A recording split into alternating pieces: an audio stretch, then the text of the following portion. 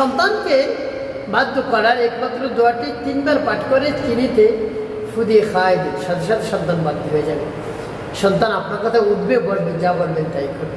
সন্তানকে নিয়ে পেরেশানিগ্রস্ত হয়ে পড়েছে, কথা শুনে না, একেবারে দুশ্চিন্তার মধ্যে পড়ে গিয়েছে যে আমার আত্মীয় বাধ্য ভালো ভালো রেজাল্টটা দিতে পারে না লেখাপড়া না করার কারণে। তো প্রিয় ভাই বোনেরা, আমার দেখায় নিয়মিত আপনি আমল করবেন। আপনি অভিভাবক, আপনি পিতা, আপনি মাতা, আপনি মনে দরদ দিয়ে দরদ মাখা কণ্ঠে আপনি আমলটি করবেন, দেখবেন সাথে সাথে কাজ হয়ে যাবে। দেখবেন আপনার সন্তান আপনার কথা উঠবে, বসবে। ভাই বোনেরা, আপনার সব কথা আপনার সন্তান শুনবে, আপনাকে আর পেরেশানিগ্রস্ত হতে হবে না। আপনি অভিভাবক, আপনি আমলটি করুন, অভিভাবকের দোয়ার সাথে সাথে আপনি কবুল করে নিন। তো আপনি একটু সময় ব্যয় করে আমলটি করুন। বলতে পারেন করতে পারবো আমলটি? অবশ্যই করতে পারবেন, একেবারে সহজ। তো কীভাবে আমলটি করবেন আমি বলে দিচ্ছি।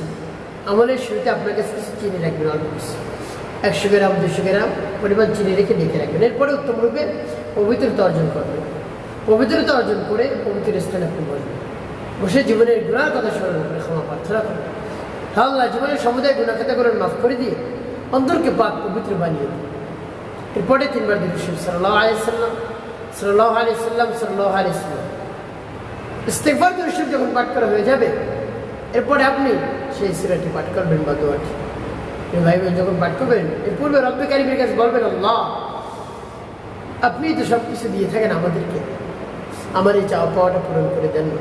আমি অনেক দুশ্চিন্তার মধ্যে পড়ে গেছি সন্তানকে নিয়ে, সে অবাধ্য, ভালো করে লেখাপড়া করে না। আমি তো পেরেশানির মধ্যে আছি, যদি ভালো লেখাপড়া না করে, ভালো রেজাল্ট না করে, ভালো স্কুল কলেজে ভার্সিটিতে চান্স পাবে, কী করবো তাকে নিয়ে? অনেক বড় আশা রয়েছে তাকে নিয়ে, জজ, ব্যারিস্টার, পাইলট, ইঞ্জিনিয়ার, ডাক্তার বানাবো, কীভাবে বানাবো? এভাবে দুশ্চিন্তার মধ্যে আপনি পড়ে গিয়েছেন। রব্বে কারীমের কাছে বলবেন, আল্লাহ সমস্যা থেকে আমাকে মুক্তি দেন। এরপরে আপনি সেই সূরাটি পাঠ করবেন। পরবর্তী কী করবেন, চিনি কেমন করে ব্যবহার করবেন সব বলে দিচ্ছি। আগে সূরাটি বলে নিন। বিসমিল্লাহির রহমানির রহিম। ইন্না আ'তাইনাকাল কাউসার ফাসাল্লি লিরাব্বিকা ওয়ানহার ইন্না শানিআকা হুয়াল আবতার। এভাবে যখন পাঠ করা হয়ে যাবে, ওই কী করবেন, এটি ফু দেবেন। তারপর আপনি আবার পাঠ করবেন, বিসমিল্লাহির রহমানির রহিম। ইন্না আ'তাইনাকাল কাউসার ফাসাল্লি লিরাব্বিকা ওয়ানহার ইন্না শানিআকা হুয়াল আবতার। পাঠ করে আবার ফু দিয়েছি।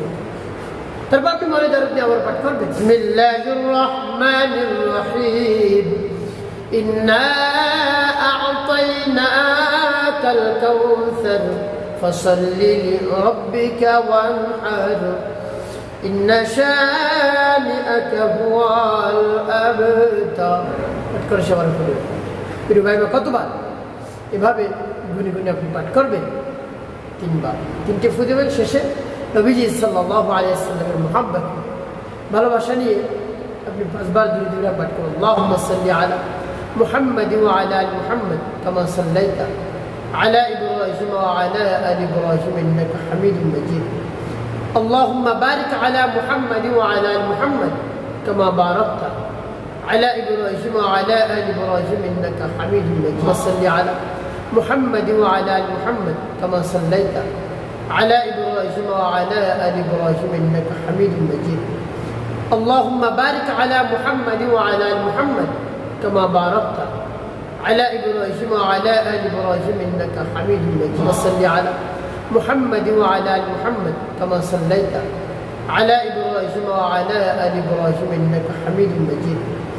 اللهم بارك على محمد وعلى آل محمد كما باركت আলা ইব্রাহিম ওয়া আলা আলি ইব্রাহিম ইন্নাকা হামিদুম মাজিদ। এবং যখন দূরে দূরে পাঠ করা হয়ে যাবে, এরপরে কী করবেন, 2টি ফু দেবেন। এটা বাইবেল আমলটি করা শেষ। চিনি কেমন করে ব্যবহার করবেন এবং কী করবেন বলে দিচ্ছি। আমাদের শেষার সাথে সাথে রব্বে কারীমের দরবারে হাত উত্তোলন করবেন, বলবেন, আল্লাহ আপনি আমাদের খালিক, আমাদের মালিক, আমাদের হায়াত দাতা, জীবন দাতা, রিজিক দাতা, সব কিছু আপনার কুদরতি কবজার মধ্যে। আপনি আমার সমস্যা সমাধান করে দিন, সন্তান থেকে বাধ্য করেন। এভাবে আকতি মিলিত করে বিনয়ের সাথে নম্র সুরে চোখের পানি ফেলে রব্বে কারীমের কাছে বলবেন। চোখের পানি এত দাম রব্বুল কারীম সাথে সাথে কবুল করে নেবেন ইনশাআল্লাহ। প্রিয় ভাই বোনেরা, তাই আমাদের এখানে আমলটি করবেন। এরপরে চিনি কেমন করে ব্যবহার করবেন? চিনি ডাইরেক্ট খাওয়াতে পারেন, কিছুর সাথে মিলিয়ে খাওয়াতে পারেন, তবে গরম কিছুর সাথে মিলিয়ে না খাওয়া ভালো হবে।